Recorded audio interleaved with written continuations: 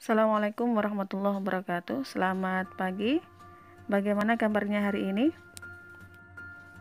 Semoga senantiasa sehat dan tetap semangat. Pada hari ini kita akan membahas tentang salah satu jenis konsentrasi yang sering dipakai dalam perhitungan sifat koligatif larutan, yaitu fraksi mol. Kita bahas hari ini adalah terkait dengan fraksi mol atau dilambangkan dengan X. Fraksi mol itu apa? Fraksi mol itu menyatakan perbandingan jumlah mol zat terlarut terhadap jumlah mol total dalam larutan. Nah, jika mol zat terlarut dilambangkan dengan NT, kecil ya, dan jumlah mol pelarut dilambangkan dengan NP, dan fraksi mol zat terlarut dilambangkan dengan XT, maka persamaannya menjadi fraksi mol zat terlarut. Nah, tadi kita tahu bahwasanya perbandingan mol zat terlarut dibandingkan dengan mol total larutan. Kita ingat, larutan itu terdiri dari zat terlarut dan pelarut. Maka XT sama dengan mol zat terlarut per mol zat terlarut ditambah mol pelarut. Kalau XT fraksi mol zat terlarut. Kalau fraksi mol pelarut sama dengan mol pelarut per mol total. Mol total terdiri dari mol terlarut dan mol pelarut ya. Dengan keterangan XT sama dengan fraksi mol zat terlarut, XP fraksi mol pelarut, NT mol zat terlarut, dan NP sama dengan mol pelarut ya. Jadi fraksi mol ada dua, fraksi mol zat terlarut dan fraksi mol pelarut. Nah, kita tahu fraksi mol itu jumlah mol zat terlarut per jumlah mol total dalam larutan. Nah, jika XT dan XP dijumlahkan, maka ya, jika XT dan XP dijumlahkan, maka sama dengan, kita tahu XT tadi sama dengan NT per NT plus NP ditambah XP. Rumus SP adalah mol pelarut per mol telarut plus NP, mol pelarut. Maka jika dijumlahkan, karena penyebutnya sama, nah, sama ya, penyebutnya tetap, yang atas dijumlahkan NT plus NP. Nah, sama dengan pembilang dan penyebutnya sama, maka sama dengan 1. Maka XT plus XP sama dengan 1. Jika dibalik ya, jika kita mencari salah satu, maka jika kita mencari XT-nya maka sama dengan 1 dikurangi XP ya. Jika kita mencari ini, maka sama dengan 1, XP-nya pindah ke kanan, 1 dikurangi XP. Jika kita mencari XP, maka 1 dikurangi XT. Contoh soal. Tentukan fraksi mol zat terlarut dan pelarut jika ke dalam 90 gram air dilarutkan 15 gram asam cuka CH3COOH. Diketahui MR-nya 60, MrH2O-nya 18. Nah, diketahui apa di sini? Diketahui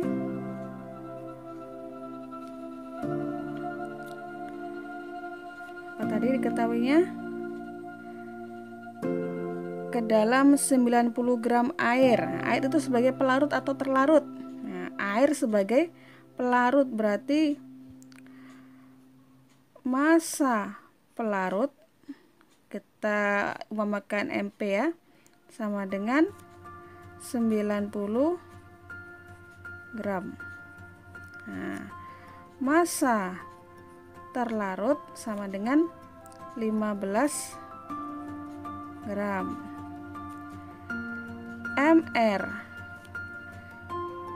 MrH2O, H2O sebagai air sebagai pelarut ya, sama dengan 18. mR. CH3COOH adalah 60. Ditanya apa? Ditanya adalah XT dan XP. Maka jawabnya, sebelum kita mencari XT maka kita harus tahu dulu adalah mol. Maka mol terlarut sama dengan massa terlarut per mR dengan 15 per 60 dengan 1/4 berapa? 0,25 mol. Sekarang mol pelarutnya, pelarut kan air ya. Berapakah massa air?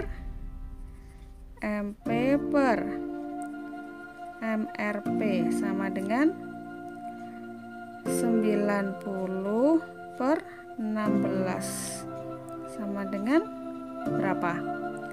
5 ya, 5 mol. Nah, kita sudah dapat mol masing-masing. Nah, kita garisin aja. Oke. Maka kalau kita mencari XT dulu, fraksi mol terlarut sama dengan NT per NT plus NP sama dengan NT-nya berapa? NT-nya 0,25 per NT plus NP 0,25 ditambah 5 sama dengan 0,25 per berapa? 5,25.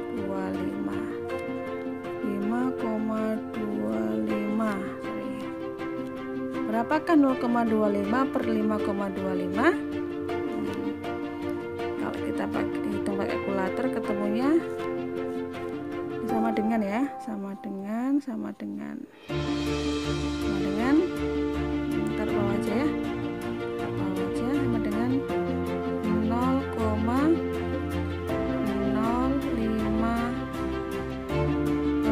Nah, ketemu XT-nya. Berarti kalau kita mau mencari XP, boleh dengan cara yang panjang kita masukkan ke dalam rumus ini, atau kita langsung cari dengan rumus yang ini. XP sama dengan 1 dikurangi XT sama dengan 1 dikurangi 0,05 sama dengan 0,9. Ini adalah materi terkait dengan fraksi mol, salah satu konsentrasi yang juga dipakai dalam perhitungan sifat koligatif larutan yang menyatakan perbandingan jumlah mol zat terlarut dibandingkan dengan jumlah mol total dalam larutan. Dan kita tahu larutan itu terdiri dari zat terlarut dan pelarut. Oke, terima kasih. Assalamualaikum warahmatullahi wabarakatuh.